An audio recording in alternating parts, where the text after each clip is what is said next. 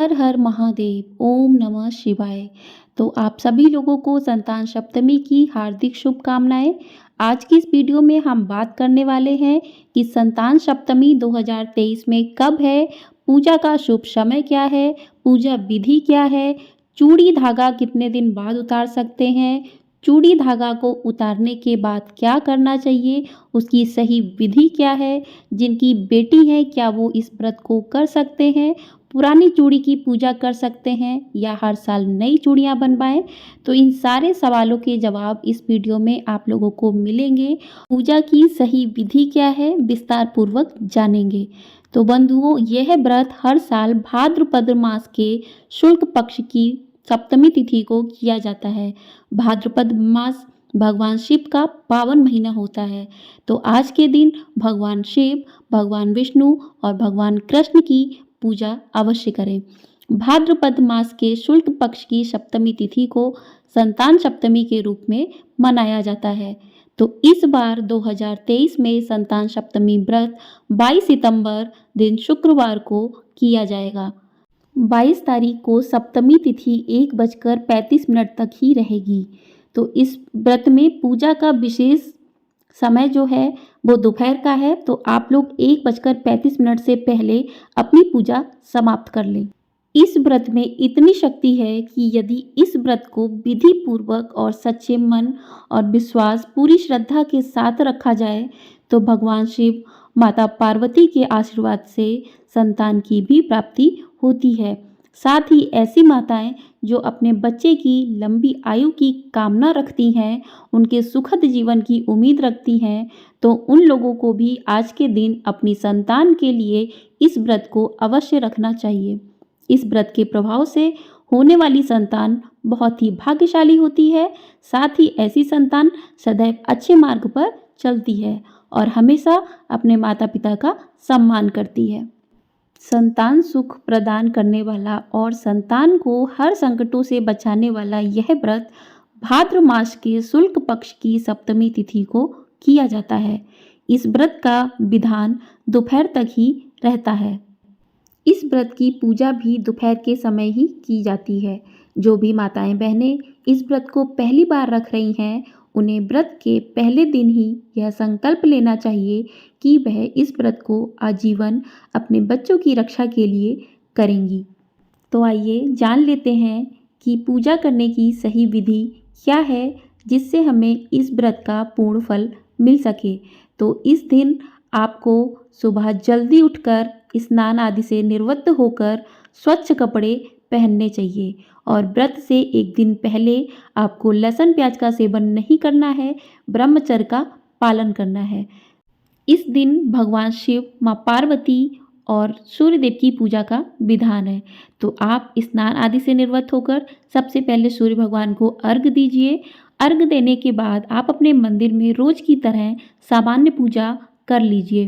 पूजा करते समय आपको भगवान शिव के सामने हाथ में चावल या पुष्प लेकर भगवान के सामने व्रत का संकल्प करना है कि आपने आज संतान सप्तमी का व्रत रखा है, उसे पूर्ण करने में आपकी मदद करें। उसके बाद इस व्रत की पूजा का जो सही समय है वो दोपहर में है। तो संतान सप्तमी की पूजा दोपहर के समय की जाती है। तो आप सुबह के समय अपनी पूजा करने के बाद भोग बना लीजिए जो आपको इस व्रत में चाहिए होगा। तो इस व्रत में आपको क्या भोग बनाना है, तो इस व्रत के लिए आपको मालपुए का भोग बनाना है जो माता पार्वती को बहुत ही ज़्यादा प्रिय है। तो आप खीर बना सकते हैं, पूड़ी बना सकते हैं, गुड़ और आटा से मालपुआ तैयार कर सकते हैं। इस व्रत को स्त्री व पुरुष दोनों कर सकते हैं। तो इस व्रत को स्त्री व पुरुष दोनों को साथ में मिलकर करना चाहिए। अगर आपके बच्चे घर में साथ में हैं तो उन्हें भी पूजा में अवश्य बैठाएं। जब तक आप पूजा ना कर लें तब तक आपको कुछ भी नहीं खाना है। तो दोपहर के समय आपको पूजा विधि किस तरीके से करनी है, तो सबसे पहले आपको एक चौकी लेनी है। चौकी को अच्छे से साफ कर लेना है। साफ करने के बाद चौकी को एक जगह पर स्थापित करना है। थोड़े से अक्षर डाल दीजिए। उसके बाद चौकी को स्थापना करने के बाद चौकी के ऊपर लाल या पीला वस्त्र बिछा लीजिए। उसके बाद चौकी पर आपको थोड़े से अक्षर डालने हैं। अक्षर डालने के बाद आपके पास भगवान शिव, माँ पार्वती, गणेश और कार्तिकेय सहित अगर कोई चित्र है तो उसकी स्थापना कीजिए। अगर आपके पास चित्र नहीं है, पीतल के हैं, तो आप उनकी स्थापना कर लीजिए।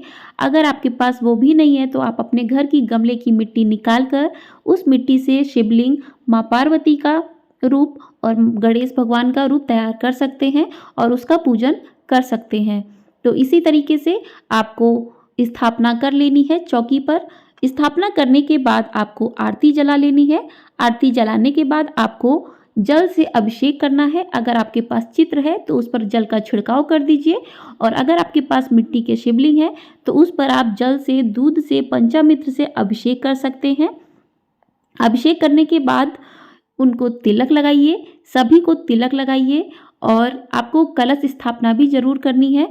कलश स्थापना के लिए आपको एक कलश में स्वास्तिक बना लेना है और कलश के अंदर आपको रोली, चावल, हल्दी की गांठ, पैसे, सुपारी, लौंग सब कुछ डाल के उसके ऊपर चावल एक कटोरी में भर के रख दीजिए और इस तरीके से आपको कलश स्थापना भी करनी है।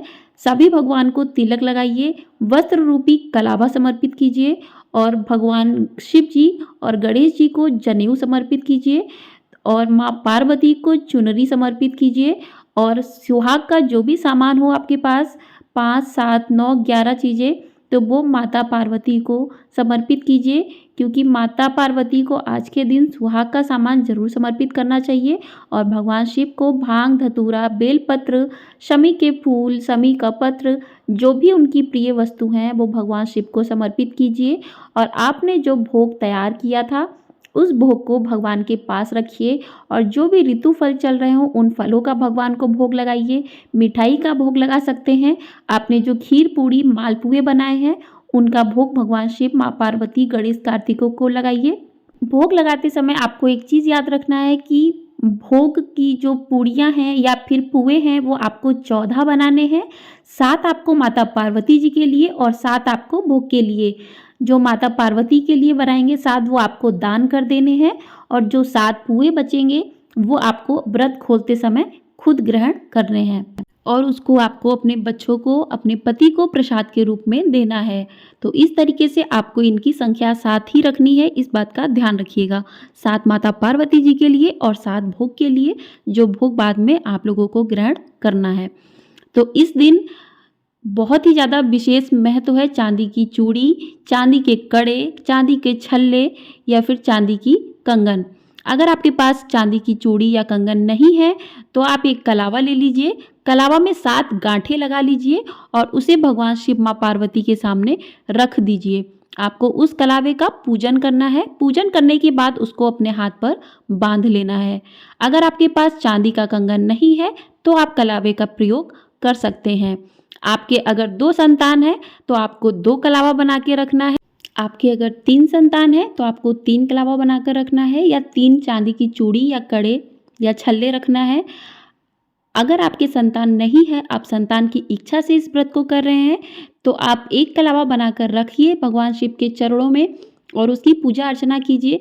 पूजा अर्चना करने के बाद उस कलावे को अपने हाथ पर बांध लीजिए और आपको इस तरीके से पूजा अर्चना करनी है और हाथ में फूल और अक्षत लेकर भगवान शिव, माँ पार्वती से कहना है कि आज की पूजा में आपसे कोई भी भूल चूक हुई हो उसके लिए क्षमा करें, आपके सभी दोषों को मुक्त करें और आपकी मनोकामना को पूरी करें। जिस तरीके से वो सभी की मनोकामना को पूरा करते हैं उसी तरीके से आपकी मनोकामना को भी पूरा करें। और साथ ही आपको इस दिन संतान सप्तमी व्रत की कथा को भी सुनना चाहिए या आप खुद उसको पढ़ सकते हैं।